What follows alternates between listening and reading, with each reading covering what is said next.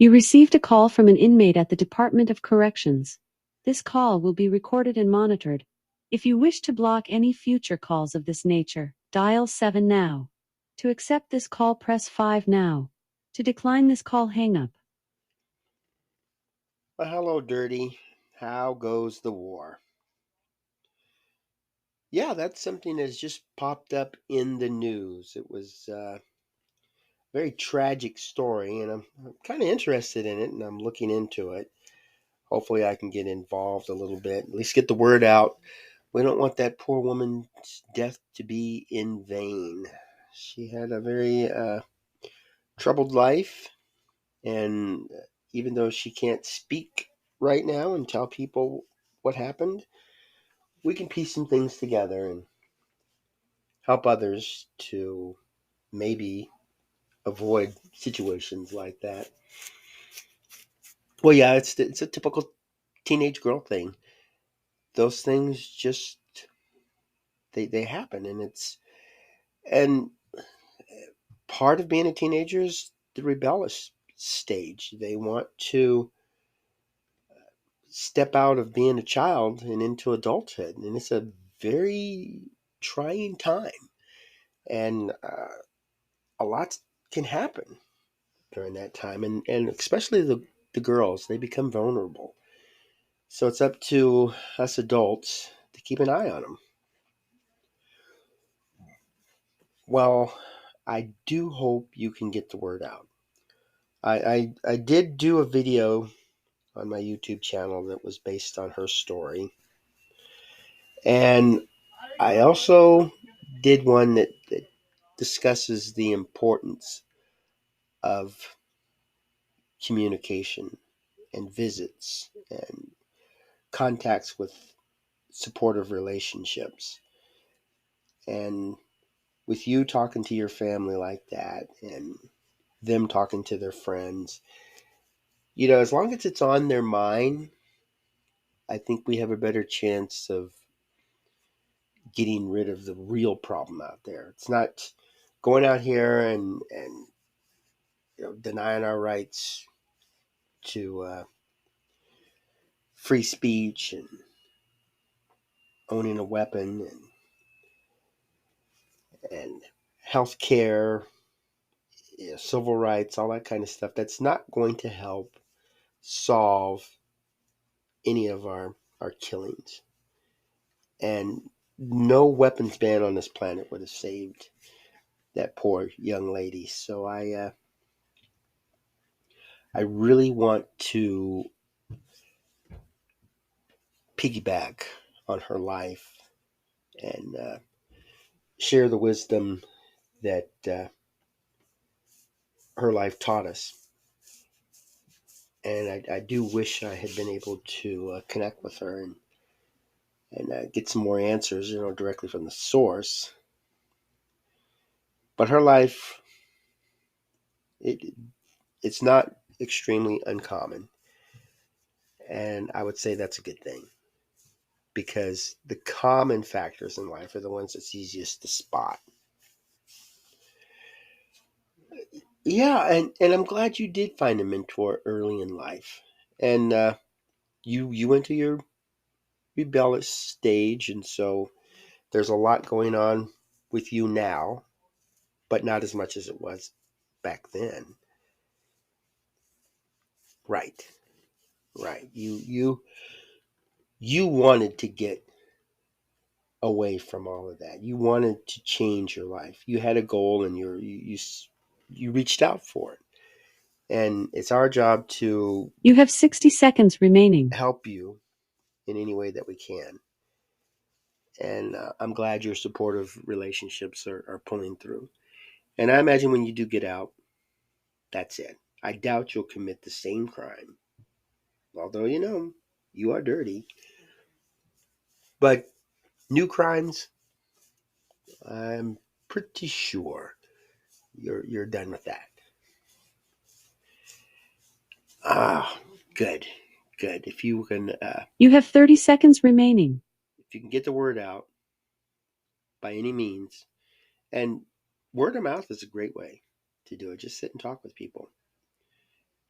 Yes, and you need to take some advice as well. Well, thanks for sharing your insight, and I'm definitely going to follow up on that story. And if you have any input, let me know. Yes, it's been great talking to you. You have yourself a wonderful day. Why, thank you.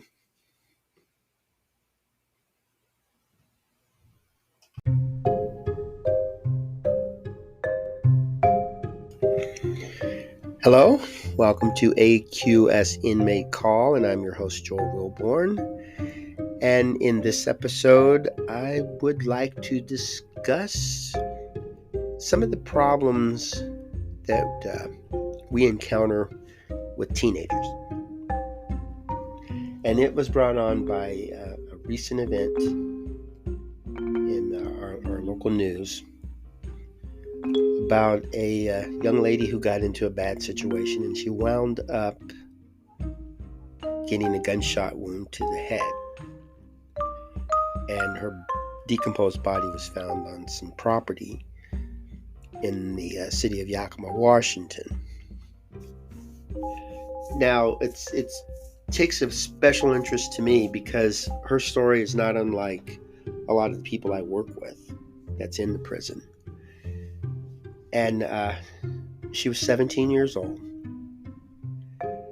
And she lived for a while, worked out, hung around people that are with this youth group called Crosswalk. And they recently got some money, some government money to help with their programs and expansions. And that's a good thing because we need organizations like that. And it's been recommended that I go help them out. I may do that one day.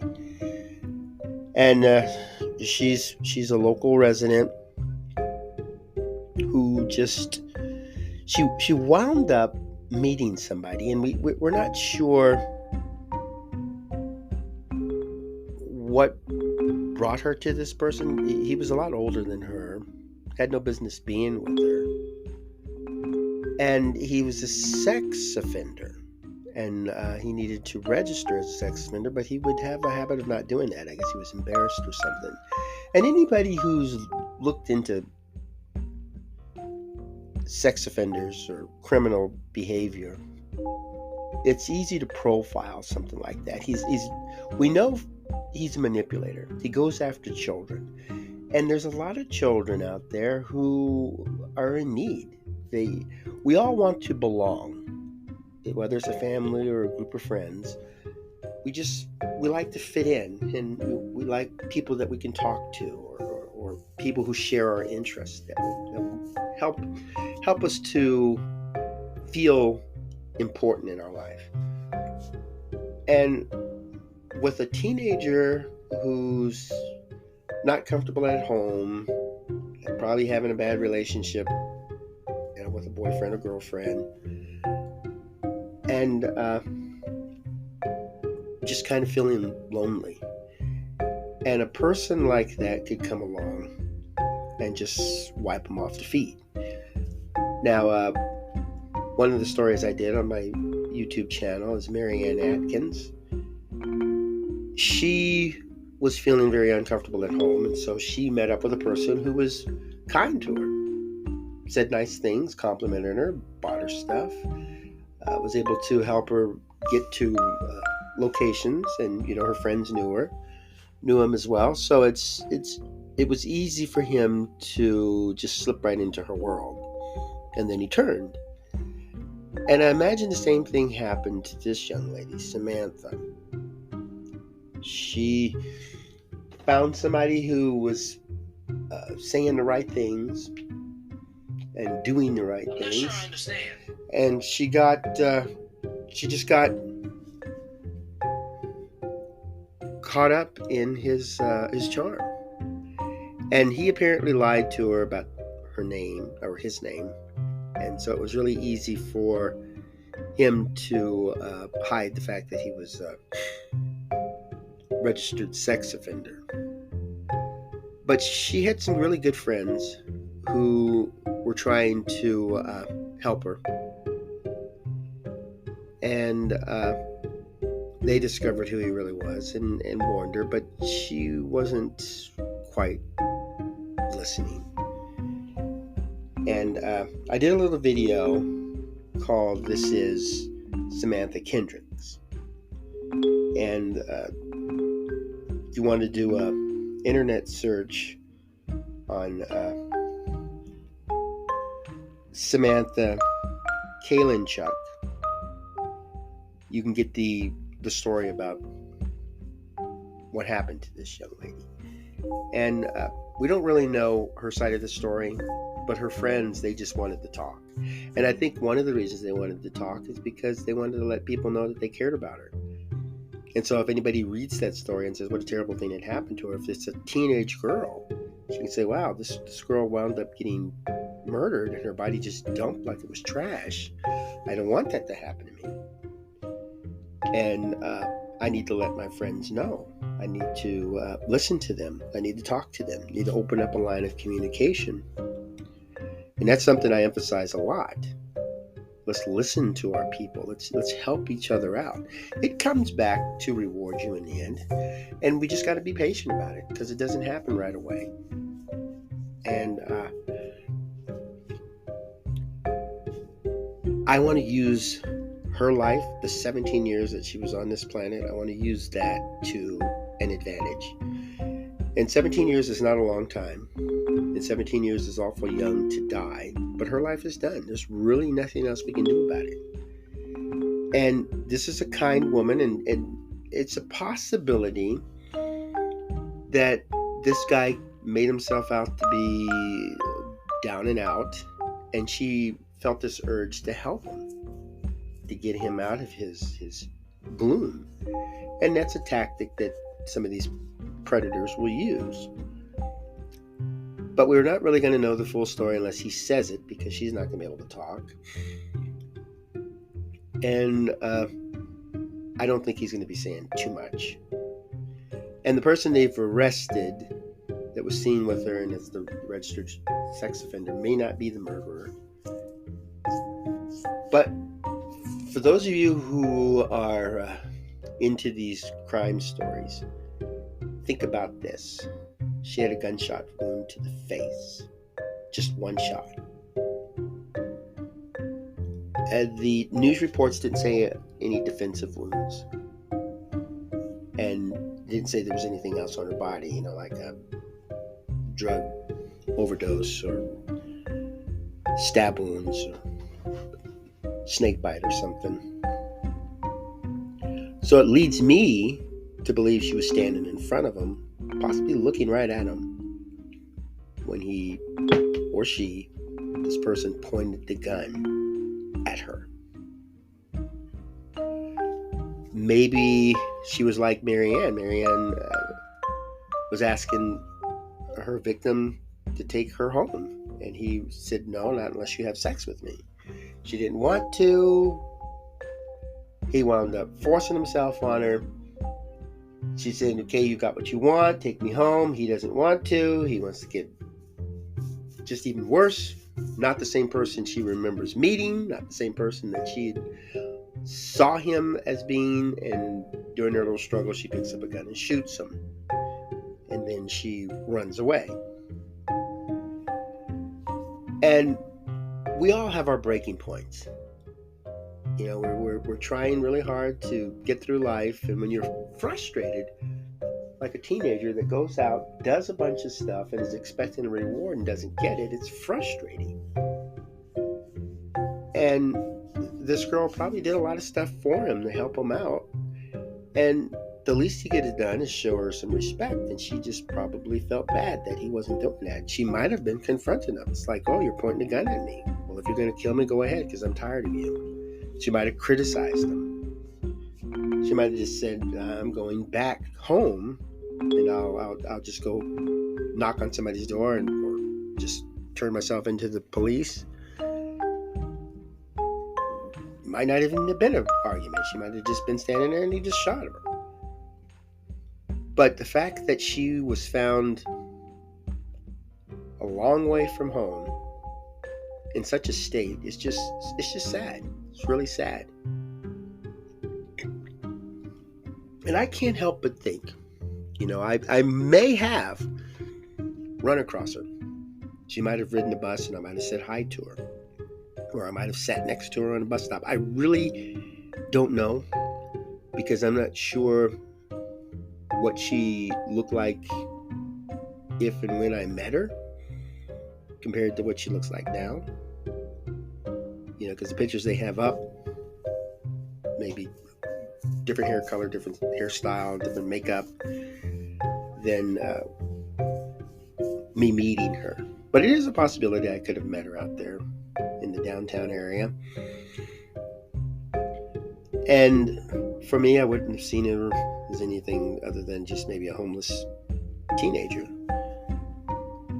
But I kind of think, what if I had connected with her? What would I have done? Normally, I like to put the person in a comfortable environment. So I might have taken her to a fast food restaurant. And we could have sat there and I would have asked her open-ended questions. What are your goals? Where do you see yourself in 5 years? What kind of skills do you have that you could sell? Are you an artist? Do you like to write? Do you like to read? Do you like movies? Just get inside that mind, because the first thing I want to do is try to figure out as much about her as I can so I could connect her with people who share her interest. And it's easier to relate to a person, at least initially, when you have something in common. And then eventually you may want to try to connect with somebody who looks differently than you do. And that might have been her issue.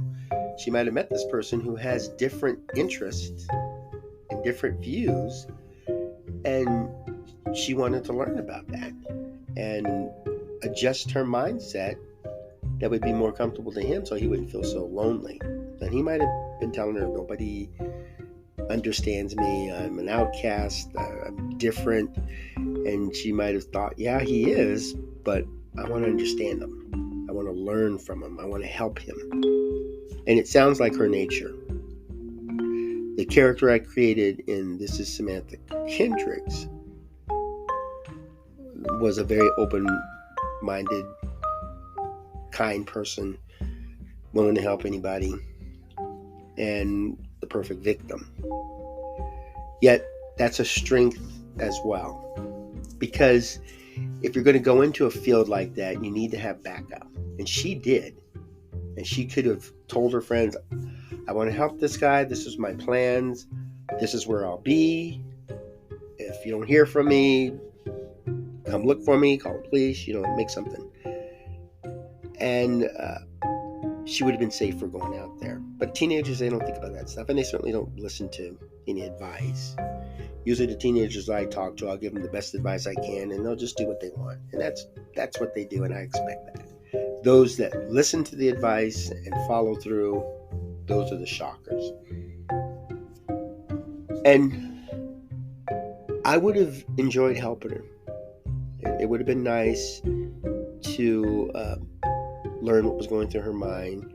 And since she would like helping people like that, she could definitely have helped me in my American Quitting Society business, because she could have been able to get on Securus and talk to people, or take phone calls, maybe visit somebody in the jail. And then a big thing is when the people get out of prison. And there's a lot of young folks that get out and their mind is just locked in the past. They could be 33 years old, but they're just, they enjoy the teenage years where they can run carefree. And I was just recently talking to a person in prison, and he said, yes, it's bad being in prison, but I don't have to pay rent. I don't have bills that's due. And if there's something bothering me, I can go to see a doctor. And yeah, he was just saying that to kind of give me an idea of what his mindset was, how he's forcing himself to deal with his environment and his situation. And that's a good thing. And, I've heard homeless people say, I don't have the bills to pay, and I don't have to go to work every day, and I can survive just well. But when I get off the street, suddenly I'm working, I have to show up, I have commitments, I have to pay some bills, I have to make money. And you think, yeah, that's another way of looking at it. And that's what I see. There's folks out there that just don't like going to work every day. They don't like that hustle. And it really stresses them out. It really bothers them. But living out on the street, they've learned where they could get food, where they can sleep, couch hopping if they have to. They know people that they can connect with. And so they're streetwise. And yeah, there's a lot of disadvantages, but that's the positive side on that. And so Samantha could have easily have been comfortable with her life. And when people were saying, maybe you should just stay with me, don't go with this guy anymore, she might think, no, I'm strong. I know how to survive out here on the streets. I know when there's danger coming up. And if a person has a gun around a teenager like the man was with Marianne Atkins, I'm sure he feels a little bit of a threat. And even though he's the dominant one with a teenage girl, he's thinking, if I pull this gun out, I could scare her. She'll do what I want because she doesn't want to die. And maybe Samantha just had it and treated him in a way he didn't want to be treated. But that's something we may never know. But I'm hoping this video, and I'm hoping her story will get out. And loved ones, like what they say, you never know when a person's going to die. So it's nice to say I love you to your loved one. It's nice to give a hug. It's nice that when you're driving down the driveway and you look back and you see that face in the window, because that might be the last memory you have of this person. And we could also take that one step further, because are the people that we just meet, the people that are constantly moving around, not answering their calls, disappearing, do they need a little extra support that they're not asking for? Do they want somebody to listen to them? Do they have something to say that we're just not hearing? And that could make a world of difference. For me, I want to save the world. That's just me. And I know it's a big task, but I am absolutely satisfied with one. If I can help one person reach a goal, like if I've been able to help Samantha get away from this guy, if he was the one, or at least get back into a safe environment, and then grow up and have her family and then die a natural death, that's a success. That's a big success. And I'm glad I can count quite a few people that has actually done that. I mean, Cammie just got her driver's license, and she's really excited. And when she looks back on the videos that I made of her and she sees the way things used to be, she's happy that she's made that progress. And for her, having babies, getting married, reconnecting with her friends, that made a big difference. And for Samantha, there could have been one small thing that could have been done. Maybe I should have seen her. Maybe I should have been looking for her out there. But I can't hold myself responsible for what happened to her. But if I do nothing, then I'm a failure. And I'm definitely not that. I'm going to keep trying. And my way of doing it is my YouTube channel. I put videos on there I'm hoping will get people to talk and at least keep them entertained for a moment. A lot of the stuff I do shorts, and so for 1 minute it's like, oh wow, that was funny, or that got me to thinking. And some people will comment to me about it, and it did get them thinking about something. And my little playlist, This Is based on stuff that's in real life. And Samantha Kendricks is based on the Samantha in real life, but I don't know her full story, so I had to just kind of fill it in. But I want people to think that goodness is not wasted on anybody. It's always worth it to help folks out. So let's go out and let's listen to folks. and let's pay attention to what's going on. I just saw a story about a homeless man. He was in a car, and a person came out and said, "Get out of this car. You don't belong in here." But the car couldn't lock. So the next night he's back. He's like, "Get out of here. I'm done with this. Get out." But then he decided to change his tone and said, "Well, I'm going to invite him in, give him a cup of coffee." And eventually they got to work with each other. Eventually this guy got out and got himself a job. But that's because one person didn't give up on him. And that's because this poor homeless guy was in the right place at the right time. And I don't advise going out finding homeless people and trying to help them, because that's not always a good idea. But get a team. If you really want to help people, get a team and work together. Go out in pairs or threes or fours and pass out brochures. Give them a bag of like toiletries or something. If you see the homeless people, if you see teenagers walking around, at the bus station, I'd see a lot of them go in there during the wintertime just to stay warm. And some of the stuff they did just fascinated me. But just seeing teenagers be teenagers, they would pick out their phone and see a video, like maybe a TikTok video, and just laugh. And then they would say crazy little jokes that made absolutely no sense to me, a baby boomer. But they're Gen Z, and it made sense to them. And it was nice seeing that, because they were being normal teenagers, rather than walking down the street and seeing people running out of the store, and the store shopkeeper yelling at them, stop, you shoplifted. I don't see that. I want to see the normal reaction. I don't want to see people stealing cars, and I don't want to see them shoplifting. I don't want to see them have to buy and sell drugs or sell their bodies. I want them to see them go out and make mistakes. We make mistakes so that we can learn and we can grow. And being a teenager, you're going to make a lot of them. But somebody needs to be there to let them know that you made a mistake. And maybe I made this mistake, and this is what I did to get out of it. And you got to be careful how you give advice. You don't just throw it out there. Not everybody wants somebody walking up to them and say, "Hey, you shouldn't be standing there." Unless it's dangerous. If a person walks up and says, "Oh, you shouldn't be standing around all these people here. You need to go with your kind." No, you don't need to do that. But if you have advice that, guys, if you have to come here to stay warm, why don't you go try this place? Or if you're looking for some extra money to buy some maybe video games or something, I don't know, then maybe you can do this. Point them in the right direction. That's good advice. And they don't feel that you're intruding. At least a lot of them don't. But you don't know till you try. And you can ask, and if they don't want to respond, you let them go. That's all we can do. But at least they know somebody did care. And if they do reach out, do what you can. And I would say there's a lot of signs. If you actually see somebody with a registered sex offender, and this is a child, you need to report that. If ands or buts. We need to look out for each other. That's how we're going to solve this.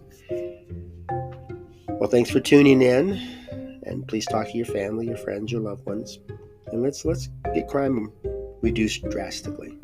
Maybe we won't eliminate it, but we can't stop trying. So go out and have yourself a wonderful day and make fantastic memories for tomorrow.